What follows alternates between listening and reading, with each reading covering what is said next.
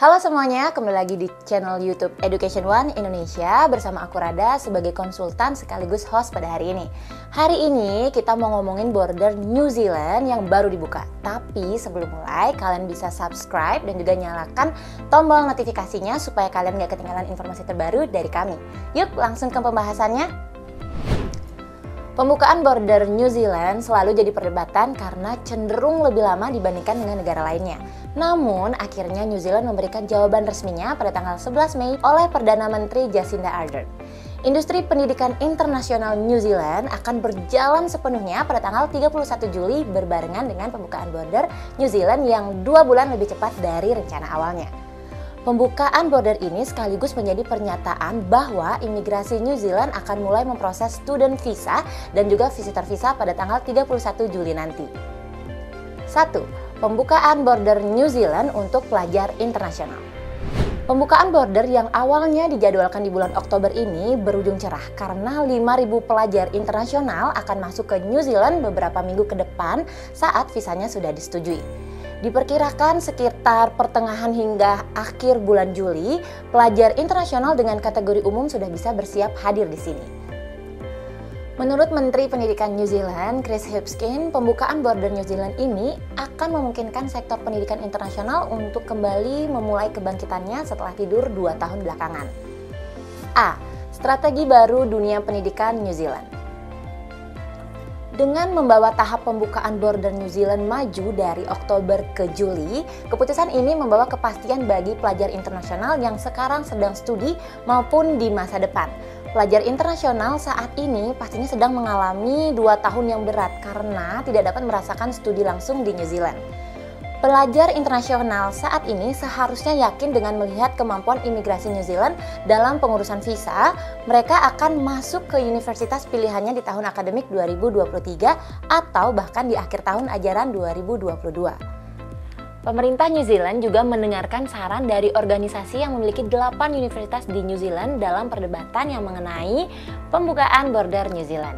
Pemerintah menerapkan saran dari sektor institusi dengan membuat biaya hidup yang diperlukan untuk pelajar internasional selama studi di New Zealand tidak lebih dari $20.000 per tahunnya.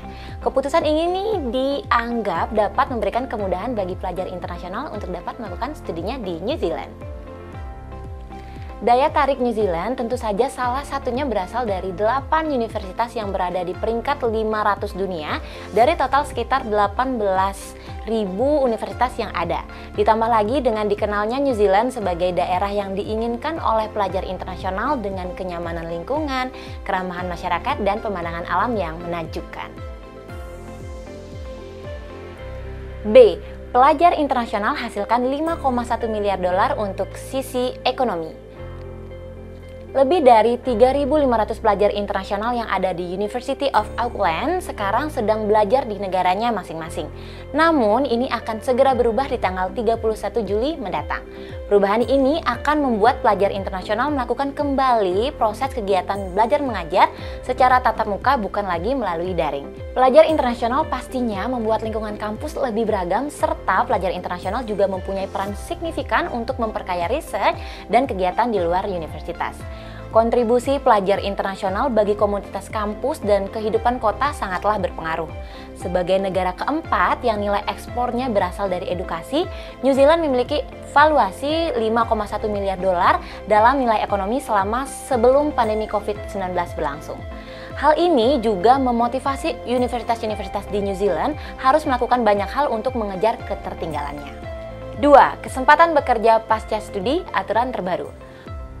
Pemerintah New Zealand juga mengumumkan detail terkait kesempatan bekerja pasca studi untuk pelajar internasional ke depannya.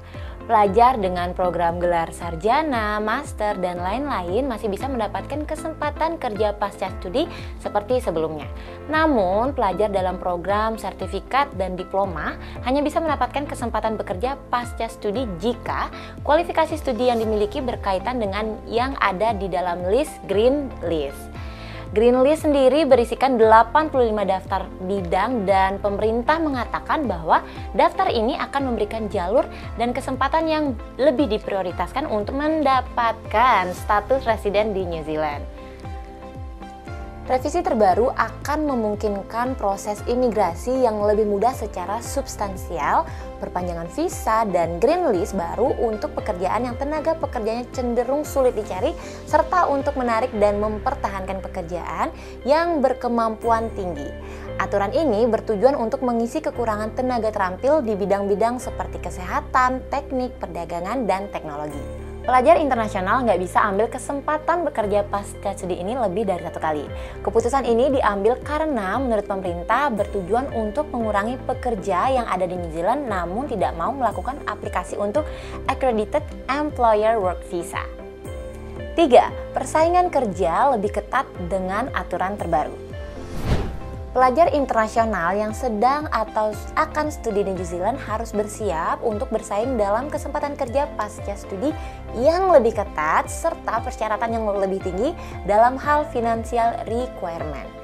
Selain 5.000 pelajar yang masuk di bawah naungan kelompok 4, pelajar internasional sekarang perlu menunjukkan bahwa mereka memiliki lebih banyak dana untuk membiayai hidup ketika studi di New Zealand. Pelajar yang mengambil pendidikan tinggi dan kursus bahasa Inggris perlu menunjukkan bukti keuangan sebesar 20.000 per tahun dolar New Zealand, sedangkan pelajar sekolah dasar dan menengah perlu menunjukkan bahwa mereka memiliki 17.000 dolar New Zealand. Aturan lama hanya mengharuskan memiliki sekitar 15.000 dolar New Zealand per tahun terlepas dari tingkat studinya. Kalian juga perlu membayar seluruh biaya kuliah untuk 1 tahun pertama studi mereka sebelum memulainya. Pelajar yang mengambil working visa juga harus berhasil menunjukkan kemampuan finansialnya dengan uang sebesar 5.000 dolar New Zealand. Intinya, tampak pelajar internasional dibebaskan untuk belajar di bidang apapun di New Zealand dan menikmati pengalaman belajarnya, tetapi pelajar yang programnya cocok dengan green list dan memiliki kemampuan untuk bersaing di pasar pekerjaan New Zealand akan memiliki peluang yang jauh lebih baik untuk bekerja atau melakukan imigrasi ke New Zealand untuk menjadi seorang permanent resident. Pembukaan border New Zealand nggak lama lagi, kalian masih mau nunggu?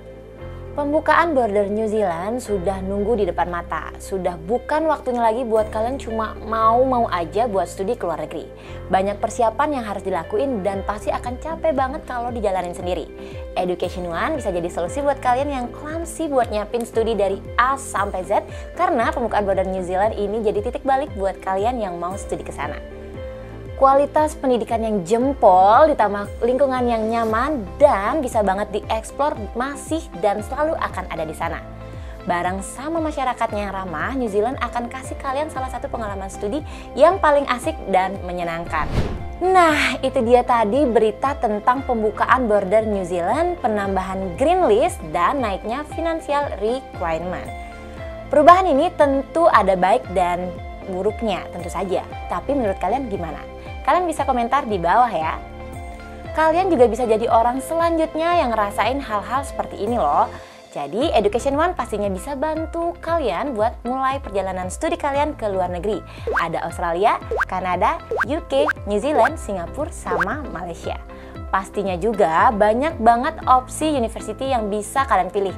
Itu juga bisa dikonsultasiin sama konsultan Education One termasuk aku. Jadi kalian bisa langsung hubungi kontak Education One lewat kontak yang ada di deskripsi ya. Oh iya, sebelum videonya selesai jangan lupa untuk kasih like, share, dan komentar apapun yang kalian mau tanyain ke Education One sekarang juga. Aku Rada pamit undur diri, sampai jumpa di video selanjutnya. Bye-bye!